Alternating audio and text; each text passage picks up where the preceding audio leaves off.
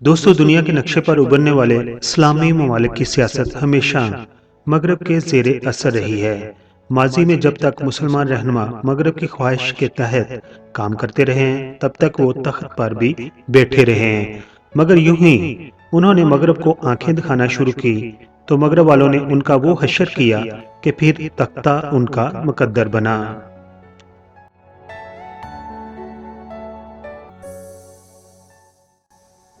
दोस्तों, कई मुसलमान रहनुमाओं का पुरतैश दौर इक़्तिदार कई दहाइयों पर मुश्तमिल है और वो अपने दौर में इतने मशहूर थे कि उनकी एक झलक देखने के लिए अवाम घंटों सड़कों पर इंतजार करती थी।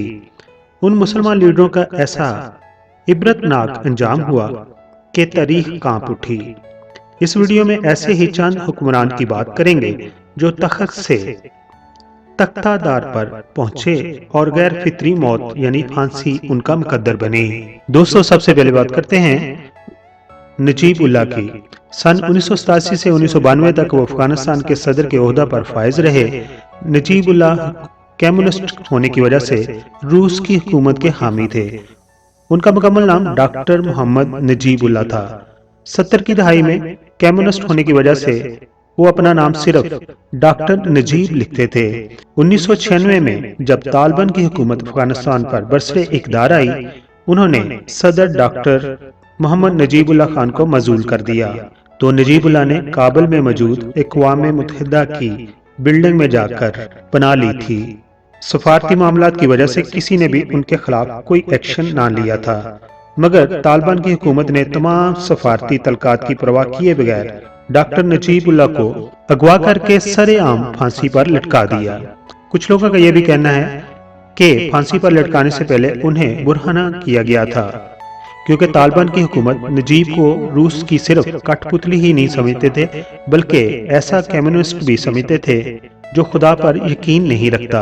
लेकिन फिर भी वो 1987 से लेकर 1994 तक अफगानिस्तान जैसे मुसलमान मुल्क के हुक्मरान रहे और शायद यही वजह थी कि तालिबान की हुकूमत को बनते ही वहां पर मौजूद मजहबी लोगों ने बहुत ज्यादा पसंद किया था। मूसा तिरावरी। जी, मूसा तिरावरी फौजी डिक्टेटर और सियासतदान थे। वो सन 1968 से लेके 1991 तक मुसलमान मुल्क माली के सदर रहे। फरवरी 1983 को मारकाला की मकामी जेल में उन्हें कैद कर दिया गया और मूसा तिरावरी को 81 जराइम के इर्तिकाब में फांसी की सजा सुना दी, जिसकी बड़ी वजह माले में जमहूरियत के हामी 300 अफराद का कत्ल था। मूसा तिरावरी को अपनी सालगिरह से 10 दिन कबल 15 सितंबर 2020 को फांसी पर लटकाया गया था।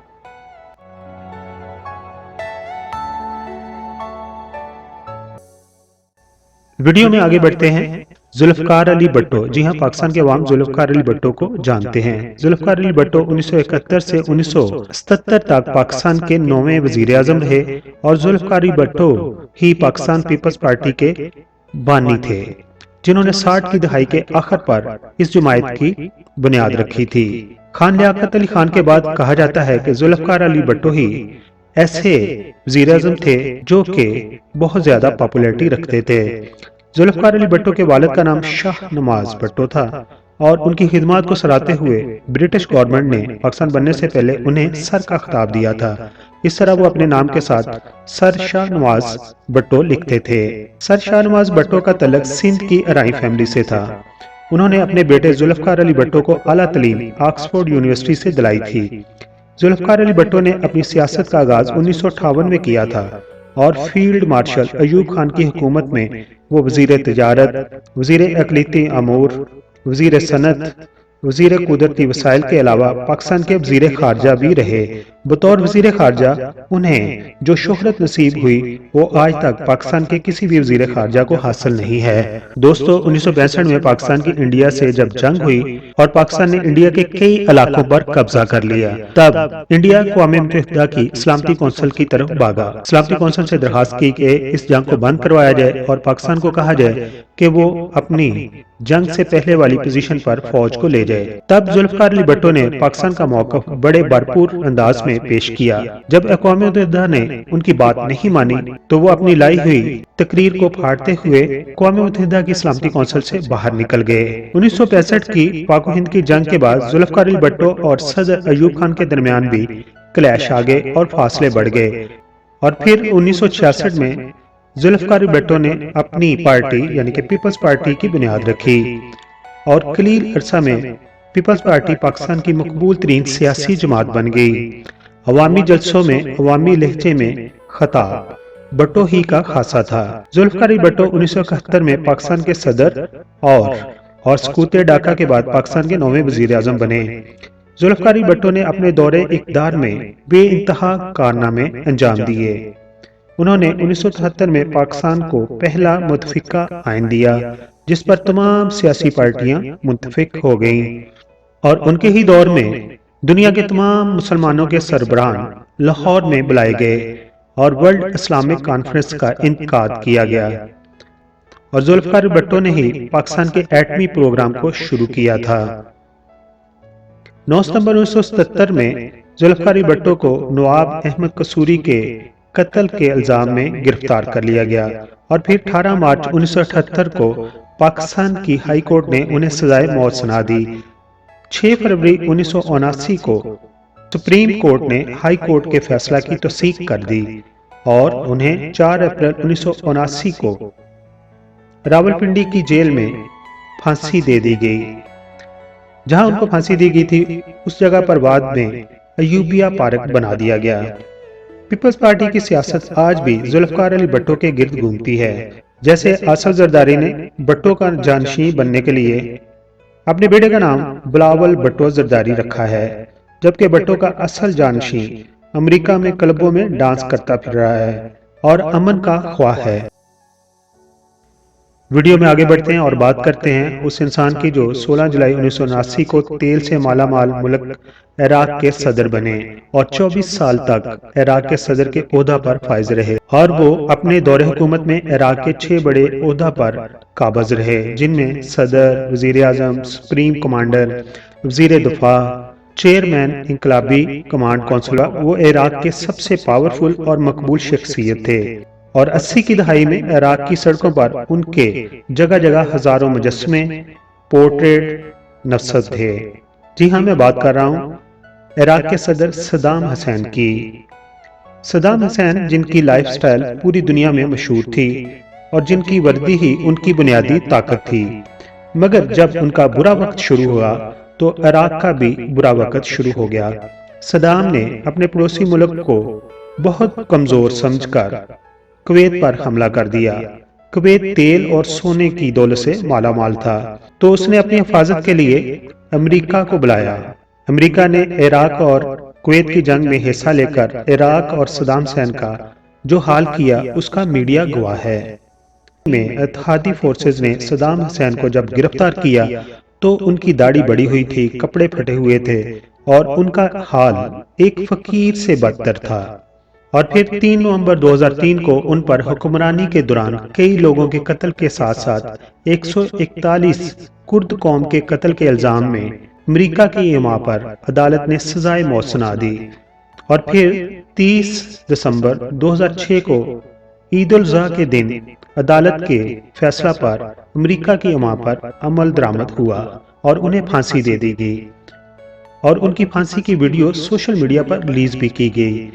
ویڈیو کو شیئر کرنے کا مقصد یہ تھا کہ امریکہ نے دکھایا پوری دنیا کو جو ہماری نافرمانی کرے گا ہم اس کو ایسی عبرتناک موت دیں گے۔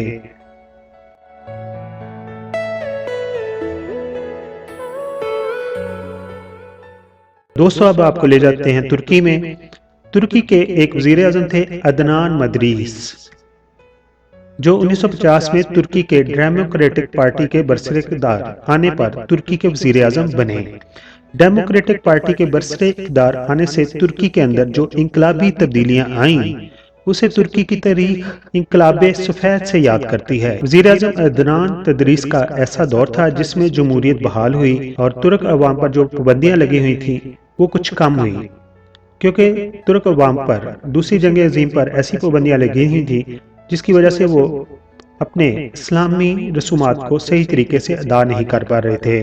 इसलिए तुर्की की अवाम अदनान तदरीस को जमहूरियत का बानी समझती हैं। दोस्तों, आपको ये बताता चलूं कि तुर्की में मुसलमानों पर यह पाबंदी थी कि अजान और तकबीर वो अरबी में नहीं दे सकते, मगर अदनान तदरीस ने बरसरे-इक़्तिदार आते ही 16 जून 1950 को इस कानून के खिलाफ अपनी गवर्नमेंट से बिल पास करवाया और 17 जून 1950 को तुर्की की मस्जिदों में दोबारा अल्लाह अकबर की आवाज गूंजी।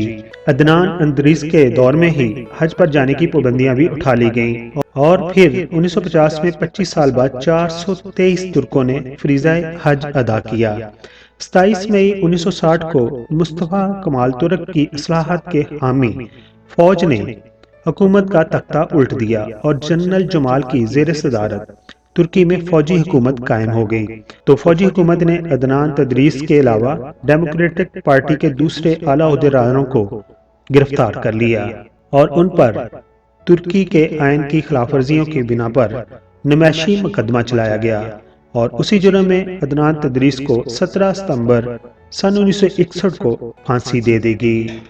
दोस्तों, ये थी कहानी उन मुसलमान सरबराहों की जिन्होंने इस्लामी मुल्कों पर कई दहाइयां हुकूमत की, मगर उनका अंजाम फांसी की मौत से हुआ। उम्मीद है इस वीडियो से आपकी मालूमात में इजाफा हुआ होगा।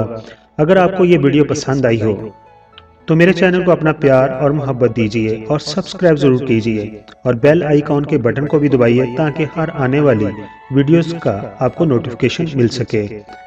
कमेंट्स बॉक्स में अपने कमेंट्स का इजहार भी जरूर कीजिए। अपना बहुत सारा ख्याल रखिए। Thank you so much.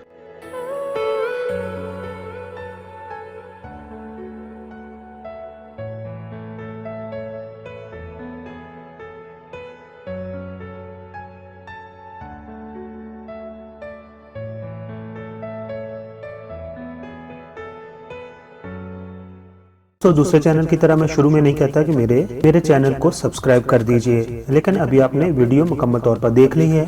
अगर पसंद आई हो तो मेरे चैनल को आप प्लीज़ सब्सक्राइब कर दें। आप तमाम दोस्तों का बहुत बहुत शुक्रिया।